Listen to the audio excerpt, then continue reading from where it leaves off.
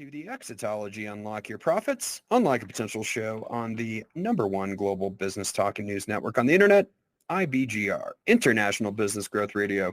Folks, I am joined here today by Dr. Craig West, and we've been talking about everything from business succession and exit planning.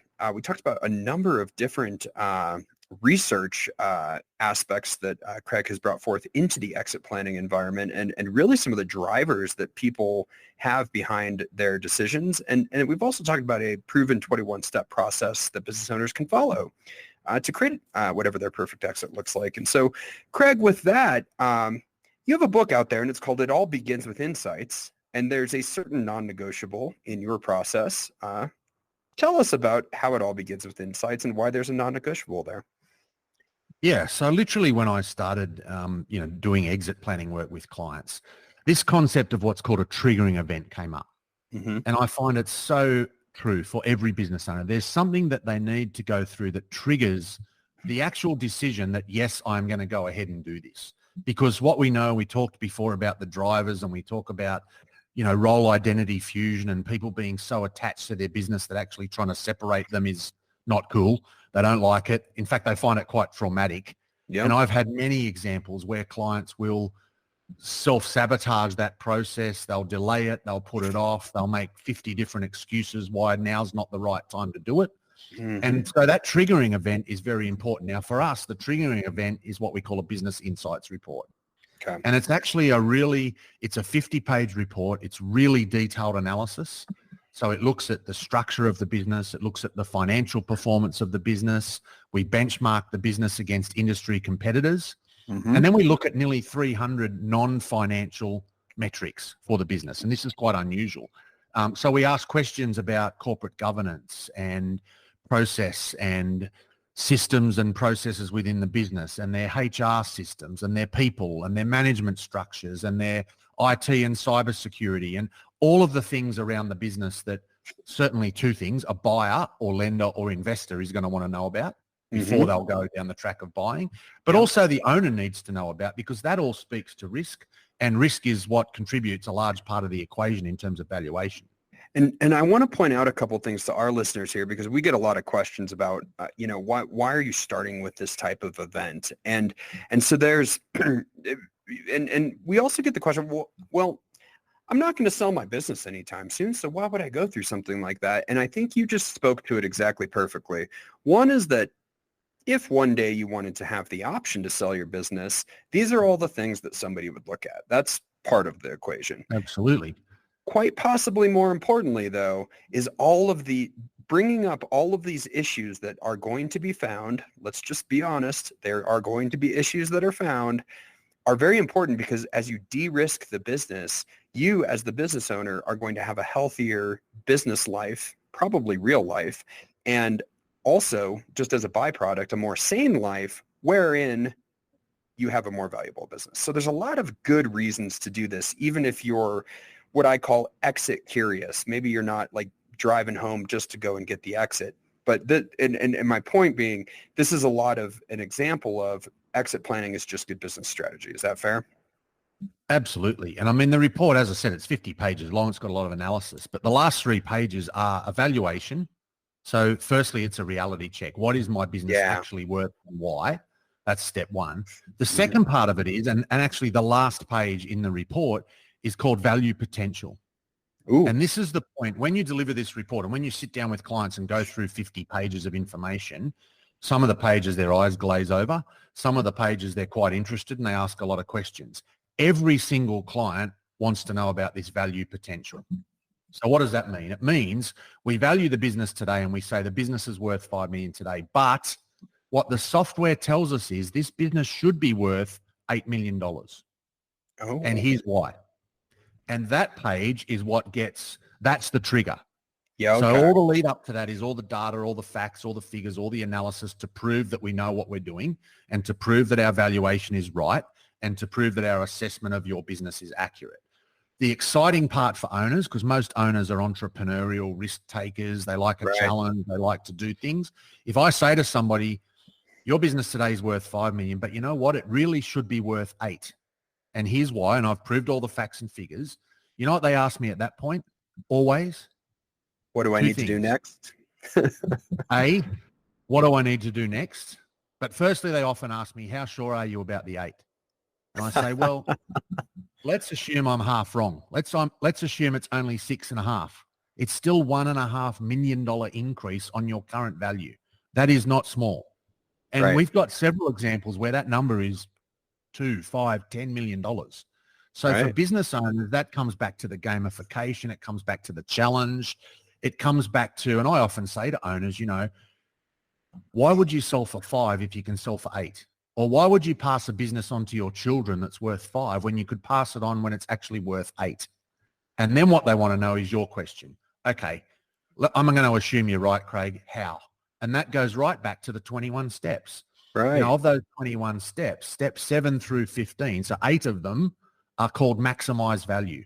That's the bit business owners love. Yeah. How do I grow this asset? How do I improve the risk? How do I make the business more valuable for me, for my family, for sale, for whatever it is? They don't care what the reason is. What they care is, it's almost like a challenge. And, you know, we present it as a graph to show it's at 5 now. It should be at 8. Here's all the things you need to do. And our software actually produces, as part of the insights process, an implementation plan, which is, funnily enough, the 21 steps, but 21 steps customized for that particular business based on all the data we've looked at. Right. And that's the piece, that trigger there is the challenge. We're giving them a challenge saying, you can exit today if you want. It's worth $5 million. That's no problem. And I'm not going to judge you if you do that, by the way. You might have your own reasons where you need to exit right now. Right. And that's cool. We can go and do it and we'll get $5 million.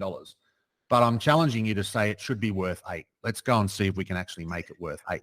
Well, there's so many good things going on there. And I think it really speaks to this model. And this is why I wanted to share this with our audience today is, first of all, you know, when you're an entrepreneur or a founder, to re-engage with the game of the business, right? And to say it's 5 million today.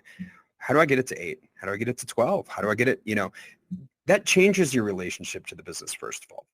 But then to go through that change, you might start to notice that your motivators change and how you relate to the entire scenario changes. And to know that there is a roadmap that you can follow and you can really play the game that you want, but also track how you're doing on that game. You know, there's so many good things that happen there. And I think that's probably why you see people fall in love with the business again, and you see them get reinvigorated, and you see these better outcomes happen. Absolutely. And I think the key thing there is, you know, people love that challenge. Most business owners go into business because they have that personality. Yeah. Yeah. They like challenges. They're entrepreneurial. They're happy to take risks. You know, you don't need to go into business to be financially independent or make money. There's plenty of people that don't own a business that have done very well. Right. But there's a particular character type with business owners and that entrepreneurial nature. And it comes back to those drivers that we talked about before. Mm-hmm. They love the challenge. They love to think they could do better, be more, build more. And they're also building that legacy. You know, when we talked about the drivers of leaving a legacy, an $8 million valuation business, you know, yes, it's increased by $3 million, but that's actually not what's gone on. What's gone on is every single aspect of that business has been improved. Yeah. The risks have been reduced. The management structures changed. The owner is no longer the critical piece in every single part of the business. So it's not just the fact that you've gone from 5 million to 8 million. To do that, you have to change a lot of things in the business, which right back to your first point, you know, exit strategy is good business strategy. Yeah, I'm glad you bring it back home to that, because I was just, it occurred to me as you were sharing that really, you know, if you think of first order, second order thinking, second order is the fact that your business value is increased. But first order is there's a better, more healthy work environment because there's a better structure in place. There's better humans that are attracted to a better structure. There's a better culture, which means there's social capital, right? And, you know, if you're doing all of this right, your customer capital, all of these things that some people call intangibles become tangible. And that's right. And I think that's really the magic of getting clear and frankly, being open. If I were to share any piece of wisdom, having sat across the table from business owners as you have, it's just know that there will be some discomfort on your side, but trust the process, trust your advisor, and be open to growing with your business. And that means growing as a human being. Is that fair? Absolutely. And I think that's an important point. You know, it's not always about the $5 to $8 million. No one's going to say no to a $3 million increase in their business value. Why would you? Right. But I think it's also what comes with that is the culture, the people. You're able to attract staff better. You're probably working less hours. It's not as dependent on you anymore. By definition, it's probably going to make more money. Therefore, and that comes back to our earlier point around sometimes when we're successful in this process, the end result is not actually an exit. It's, I'm going to keep this business now. Right. I'm only working 3 days a week. I sit on the board. I'm not the hands-on operational guy or girl anymore. I've got my family involved. I've got a CEO in. I've got staff locked in with an employee equity plan or an incentive plan. Yep. Therefore, all the reasons that I wanted to get out are largely gone. And therefore, I'm going to keep it. And sometimes that's the most successful exit of all. Yeah, I love that. We have called that creating a passive income stream with the business you already own, right? Yep. And so I invite our listeners to just, you know, think about what is happening here and be very open-minded about this. No, if you do have questions about any of this, you can hit exitology.com, click contact us. We will answer a question in a future episode for you. But the idea here is, you know, if you hear what Craig is inviting you to do is just be very open-minded about creating your own perfect exit and know that if you have the right advisor and the right tools around you, that you will be taken all the steps of the way there. So Craig, with that, are there any crystal ball, any trends that you see coming down the pike or anything else you'd like to share with us before we break for the end of the day? Yeah, look, I think the key thing, as I said, you know, you said it at the start, begin with the end in mind. Every business needs to have an exit strategy. Yep. The book around It All Begins with Insights shows you what to do to get started. I don't think anyone has ever come to me and said, I wish I started this far later than I did. They all want to start earlier. There's no reason not to get involved and get started down this journey. For some people, it takes 3 to 5 years. It doesn't need to be rushed. But I think, you know, there is a lot of sense in getting this right. It's a game changer for business owners, but you've got to get started and make it happen. I love it. Thank you for being here with us. You shared a lot of golden nuggets of wisdom. We appreciate your time. And folks, go ahead and download that book. It All Begins with Insights by Dr. Craig West.